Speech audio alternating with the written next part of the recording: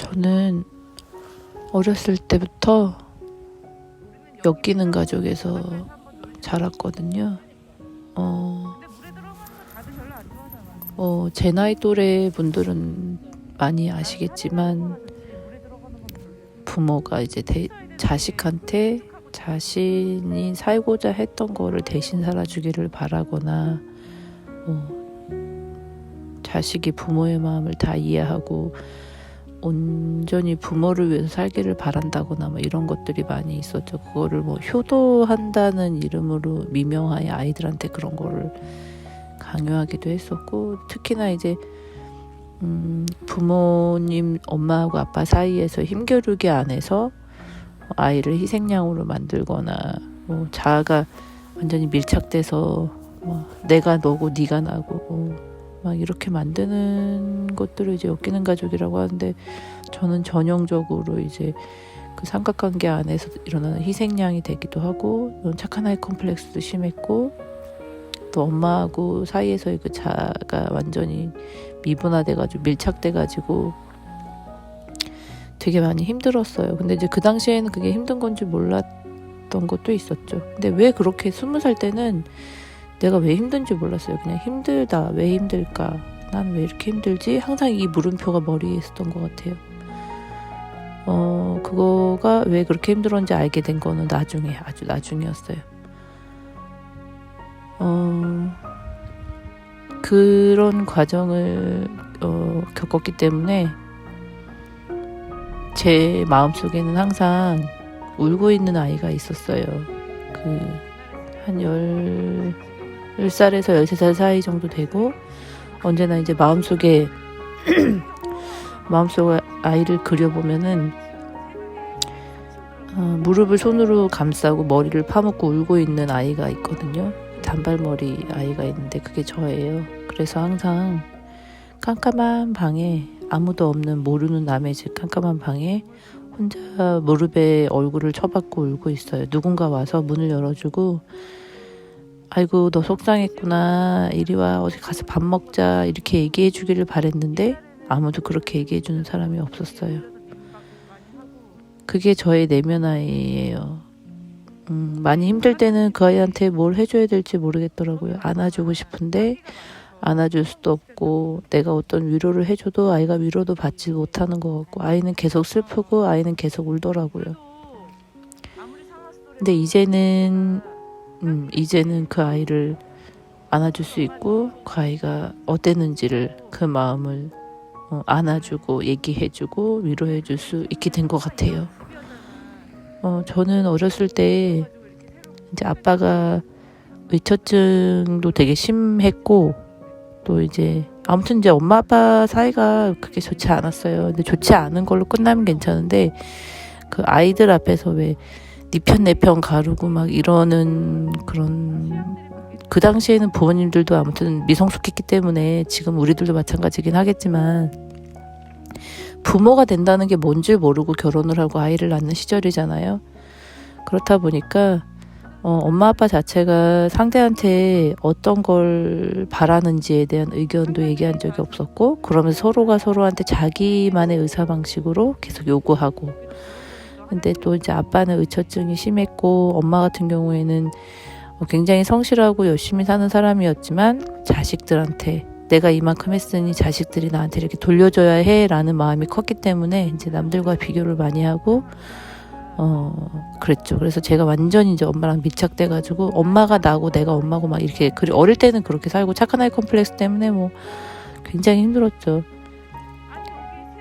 거기다 또 저희는 이제 가부장제, 아빠가 이제 그런 게 너무 심해가지고 딸이어서 제가 많이 차별도 많이 당했고, 이런 일들이 많이 있다 보니까 항상 마음속에 그늘이 있었어요. 겉으로는 엄청 까불고 막 떠들고 막 이런 아이였지만 항상 마음속에 울고 있는 아이.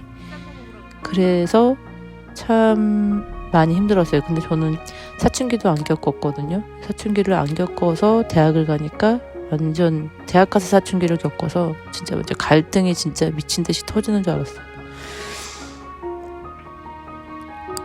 근데 이제 인생을 살다 보니까 그 내면 아이를 만나게 됐는데, 이제 저는 미술치료 공부를 했으니까 이제 그러면서 그거를 형상화시키고 내 내면의 어떤 아픔에 대해서 마주하게 됐는데, 어떻게 해야 될지를 모르겠는 거예요. 그 아이를 안아주고 싶은데 그 아이는 내 손길을 받아들이지 못하더라고요. 참 오랜 시간 동안 마음속에 울고 있는 그 아이를 그냥 보기만 했던 것 같아요. 그 아이랑 만날 수 있었던 계기는 어느 정도 내가 다 쏟아내고 내가 가지고 있는 서름과 울분과 이런 것들을 다 쏟아낼 수 있었을 때 그 아이가 비로소 고개를 들고 나를 봐줬던 것 같아요. 그리고 내가 정말 진심으로 너무 힘들었지, 너무 외로웠지, 이제 과거를 어떤 청산해야 될 어떤 그런 것들로 하는 게 아니라 그 과거를 진짜 진정으로 만나는 시간이 있었거든요. 그게 너의 잘못이 아니었다는 거를, 내 잘못이 아니었다는 거를 그 아이한테, 네가 잘못해서 그렇게 혼났던 게 아니야, 네가 잘못해서 그렇게 울고 있는 게 아니야, 이건 다 어른들이 잘못한 거야, 너는 너무 슬펐을 뿐이야, 그건 네 잘못이 아니야 라고 말할 수 있는 시간이 왔을 때 그 아이가 맞아, 나 너무 외롭고 힘들었어, 난 정말 어떻게 해야 될지 몰랐어 라고 대답을 해주더라고요. 아마 여러분들 마음속에도 이런 아이가 한 명씩 다 있을 거예요. 어떤 사람은 시기별로 있는 사람도 있고 어떤 사람은 없는 사람도 있을 수 있어요. 어떤 사람은 그런 아이가 뭔지도 잘 모를 수도 있어요. 그래도 우리가 가장 힘이 있는 거는 자기 자신이거든요. 자기 내면에서 자기를 바라보는 눈만큼 정확한 게 없어요. 누구나 다 가지고 있고 자기만의 힘이 있어요. 저는 여러분들이 그 내면 아이를 꼭 만나시고 그 아이하고 많은 얘기를 나누실 수 있었으면 좋겠어요. 우리가 마음속에서 일어난 일들, 마음속에 해결되지 않은 문제들을 가지고 세상에 나가서 편안하게 성장하거나 편안하게 잘 살 수는 사실 없어요. 오리가 물 위에 떠있기 위해서 물 밑에서 발로 엄청 많이 헤엄을 치는 것처럼 우리도 내면에 어떤 문제가 해결되지 않으면은 그렇게 수면 아래에 있는 그 오리의 발처럼 엄청 많이 발을 굴려야 돼요. 그러면 너무너무 힘들죠. 겉으로는 안 그런 척 해야 되니까. 그리고 내가 이렇게 힘든데 세상 사람들이 날 몰라줘. 그래서 너무 억울해요. 그러면 세상 사람들이 나를 몰라주는 거를 억울해하는 것보다는 차라리 내가 나를 만나는 게 훨씬 빠르거든요. 그럴 때는 내가 왜 이런 마음이 들었을까라는 생각을 해보면서 나를 만나려고 노력을 많이 해보세요. 처음에는 되게 어려워요. 근데 시간을 가지고 조금씩 하다 보면 돼요. 그리고 그 마음속에 아이도 기다리고 있어요. 나를 봐주기를, 내 얘기를 들어주기를. 우리가 답을 자꾸 찾으려고 할 때 자꾸 눈을 밖으로 돌리는데, 눈을 돌려서 찾은 답은 답이 아니에요. 정말 답은 내 안에 있어요. 힘도 내가 가지고 있고 누구도 해주지 못하고 나만이 할 수 있어요.